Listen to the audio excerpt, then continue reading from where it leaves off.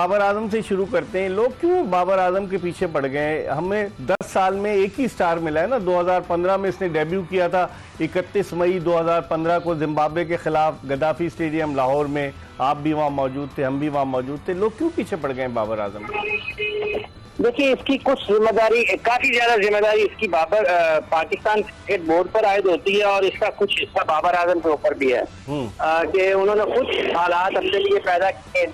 Pakistan cricket board में जब लोग ये बात करते हैं कि खेल के मुस्तकबिल को बेहतर बनाने के लिए, हाल को बुलंदी पर लेकर जाने के लिए काम करने का इदारा है, तो वो इदारा अगर अपने टॉप प्लेयर्स के बारे में इस किस्म के फैसले करे कि उनको अपना मुस्तकबिल में उनको गैर यकीनी की सूरत हाल उनके लिए पैदा कर दे, तो फिर ये खिलाड़ियों के तहफ़्फ़ुज़ के बगैर तो आप और खिलाड़ियों की सलाहियतों में निखार और उनको नेक्स्ट लेवल पर लेकर अगर आप नहीं जाएंगे तो आप कभी भी दुनिया में मुकाबला नहीं कर सकते। आज देखें ना, पाकिस्तान टीम की कारकर्दगी इज्तिमाई और इनफरादी तौर पर देखने के कहां पर हम खड़े हैं।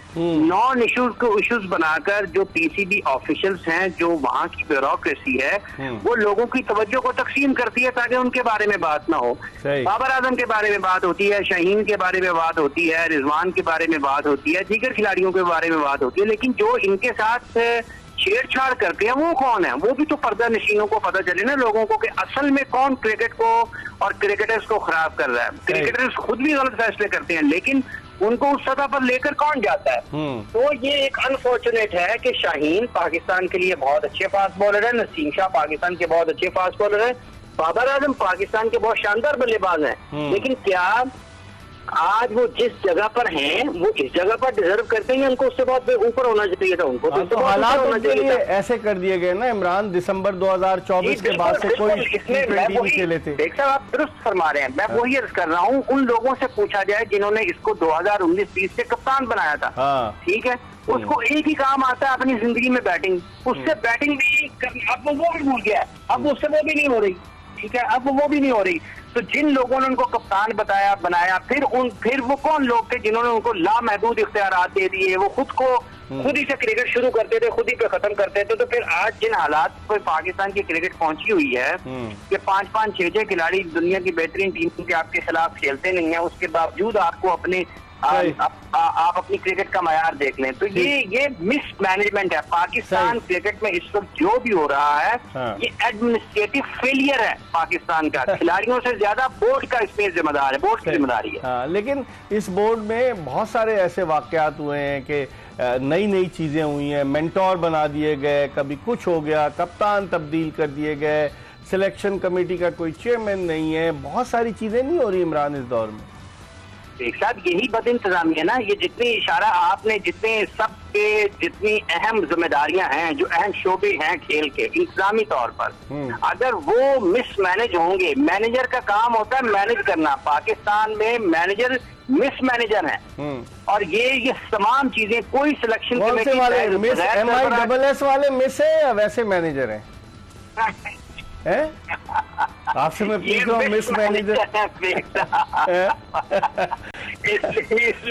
इसलिए ये जितनी चीजें जिनका आपने इशारा किया है, जिनका आपने बताया है, तो गैर चेयरमैन के कोई सिलेक्शन कमेटी नहीं चल सकती। मेंटोर्स को लाया क्यों गया, हटाया क्यों गया, उनके ऊपर जो पैसा खर्च हुआ वो किसका पैसा था? वो पाकिस्तान के क्रिकेटर्स का पैसा था, जो उनकी फलाह बहबूद पर, उनकी नशो नुमा पर खर्च होना चाहिए था। इसमें कोई दूसरी राय नहीं है कि अगर आप किसी टॉप प्रोफेशनल को लेके आते हैं, आप उसको जितने चाहे पैसे दे दें, लेकिन क्या उसका आउटकम क्या है? सही, उसका नतीजा क्या निकला? नतीजा ये निकला है। मेरे पास टाइम नहीं है इमरान, कता कलामी की माजरत। आखिरी ये बताऊंगा कि पूछूंगा आपसे कि ये बताइए, डोमेस्टिक क्रिकेट के साथ जो खिलवाड़ हो रहा है उसका कौन जिम्मेदार है? हाँ, उसका जिम्मेदार अब चंद दिन, एक दो रोज गुजरे हैं, राजा असद अली खान साहब ने हमारे शो पे कहा कि वो रूह रवां है क्रिकेट। तो वो ये लोग जो डायरेक्टर डोमेस्टिक है इस वक्त, जो इस वक्त डायरेक्टर डोमेस्टिक है, इसकी बुनियादी जिम्मेदारी उसी पर आवाज होती है ना। जो कमेंट्री हो रही है पाकिस्तान की डोमेस्टिक क्रिकेट में, वो उसको देखकर लगता है कि वाकईतन कोई पूछने वाला नहीं है। ये इस अंदाज में चीजें बह रही है, ये वो क्रिकेट है जो आपकी बुनियाद है, तरबियत गाह बनी हुई है ना। कमेंट्री जो है वो तरबियत गाह बनी हुई है। तरबियत, हाँ, और बदकिस्मती ये है कि जिनकी तरबियत होनी चाहिए तो उस तरबियत में भी सुकम और खामियां है। हाँ, चले कोई अच्छी तरबियत का ही हो जाए ना, कोई अच्छी तरबियत का हो जाए, आप जैसी तरबियत यहाँ से हासिल करेंगे वो आपको हाईएस्ट लेवल पर उसके असरात नजर आ रहे हैं। फिर लोग कहेंगे रूहे रवा। चलें, बहुत बहुत शुक्रिया आपका इमरान।